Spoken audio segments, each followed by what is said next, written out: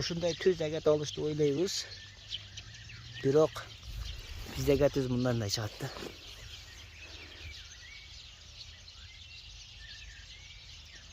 Кыйшак. Bu yer çıkmasam niye kirip ketken mi?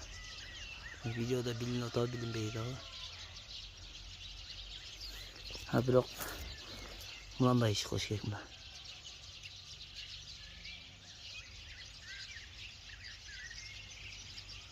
Şunday tüz olsa.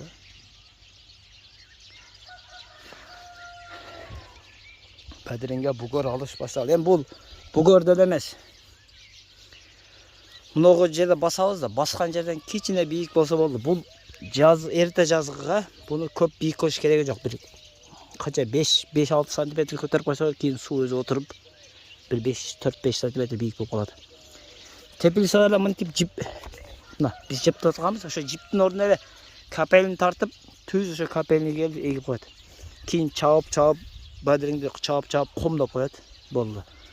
А биз подпленка эккенибиз эсебинен ne badring eksek plyonka alsak mына жер pasayıp ketпесин, мына баскан жерибизге салыштырмалуу үчүн. Же болсо катып кетпесин деп кичине болсо да көтөрүп коебуз.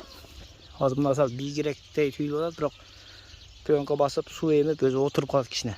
Анан мына жерде басып жүрөбүз, бул жакта кичине ныкталат, ошол нерседен мына сал дөңүрөөк турат, кичине болсо да. Көп дөң болсо суу жеткире албай каласыңар. Күзгүгө кичине бийигирээк кылабыз, помидорго кичине бийигирээк кылабыз. А бирок бадыранга зәк көбүрөөк туруш керек, ошол нерседен кичине бугорду пасыраак кылабыз. Эми бул бугорду эле эмес, кичине көтөрүп койгонбуз. Мындай кылып plyonka басып чыгабыз. Буга азыр центральный шланганы коё элекпиз, капелин коёбуз, улайбыз, акырын катырабыз, суу беребиз, анан кийин эгебиз. Же эгип бүтүп сразу суу беребизби?